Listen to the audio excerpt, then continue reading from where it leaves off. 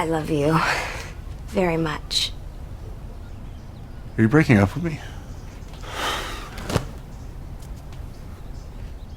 When Forgetting Sarah Marshall came out in 2008, it set its writer/star on a clear path through the Hollywood machine. This man got to live out his dreams, revive a dead franchise, cross genre boundaries, and achieve success most actors could only dream of. And then, he totally disappeared. Not just from the scene, but from our memories. So how did we go from forgetting Sarah Marshall to forgetting Jason Segel? And how did he manage to come back without missing a beat? See a psychiatrist. I hate the psychiatrist. We'll go see one anyway.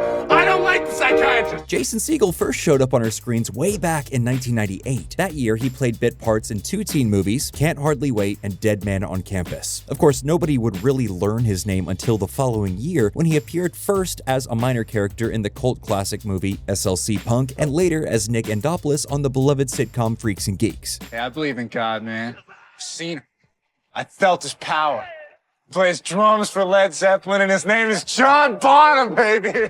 Though Freaks and Geeks only ran for 18 episodes, it became a cultural touchstone for teens of the early 2000s. It also launched the careers of several of its young actors, thanks in large part to the series producer Judd Apatow. While Apatow became a sort of mentor to many of these budding child stars, Segel seemed to foster an especially close working relationship with him. Awkward, gangly, yet undeniably funny and driven, Apatow clearly saw potential in Segel, and the two joined together again in 2001 for Apatow's single-season sitcom Undeclared before Segel landed himself a gig of a lifetime as Marshall Erickson on How I Met Your Mother. Segel's charismatic, passionate, and at times dorky portrayal had viewers magnetized to their screens. A TV show Segel was starring in became more than just a cult hit. This was real success and real recognition. Any working actor would be happy to live out their days with a steady paycheck for 9 seasons on one of the biggest sitcoms to ever hit our television sets, and if Segel were any working actor, he might have just done that, but he had other ambitions. In fact, How I Met Your Mother was actually holding him back.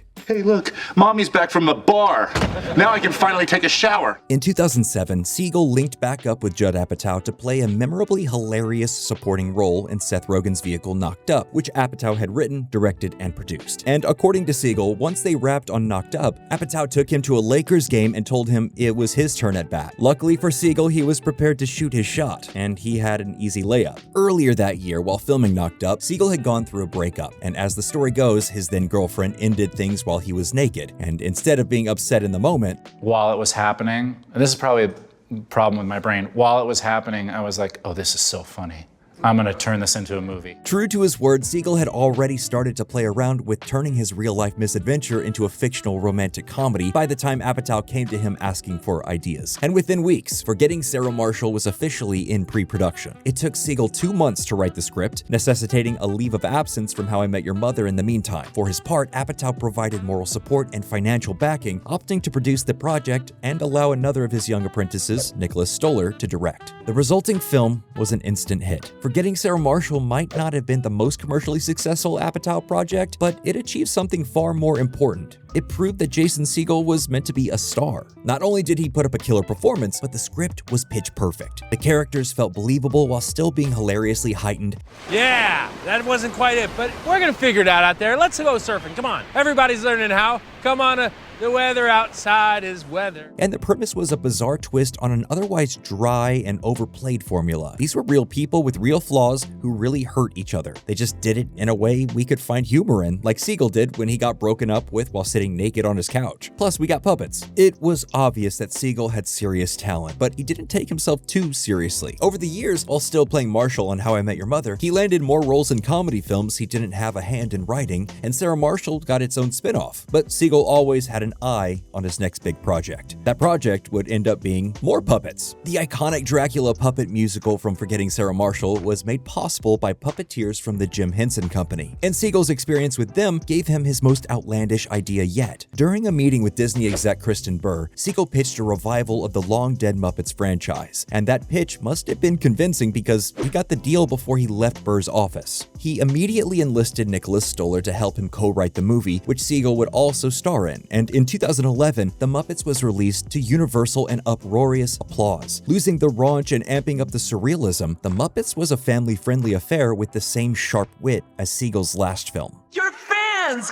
They love you guys! Intentionally writing the puppet characters as more realistic than the human actors, the Muppets ended up being a laugh-laden story that dealt with heavy themes of duty, legacy, and growing up. Critics adored it, audiences couldn't get enough of it, and it's still the highest-grossing puppet movie of all time. Even after more than a decade, it rejuvenated the Muppets brand, and it brought those lovable characters from a previous generation into the modern era, and they're still riding that wave of popularity today. If Segel hadn't already proven himself a comedy mainstay with Forgetting Sarah Marshall, he would have done so with the Muppets. Even then, he wasn't satisfied. It was during these years that Segel found his work on How I Met Your Mother taxing. He was tired and was starting to not enjoy himself or his work. That waning of enthusiasm might be why his next joint adventure with Stoller, the 5-year engagement, was neither a critical or commercial success. But he wouldn't have to worry for long. How I Met Your Mother ended in 2014, and by the following year, Segel was exploring new avenues. From a biopic about acclaimed writer David Foster Wallace, to a serious sci-fi film, to a coming-of-age romance, Segel did a run of dramatic roles that frankly no one saw, and if they did, they probably weren't impressed. While some of these movies fared better than others, none were the cultural juggernauts of Segel's past. He even had a story by and producer credit on 2022's Windfall, and that movie was maybe the worst thing a Jason Segel movie can be: boring.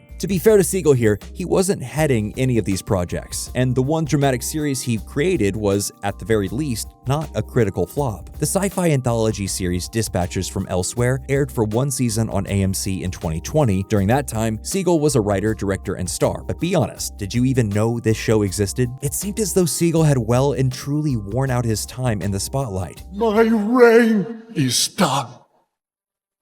It's time to die.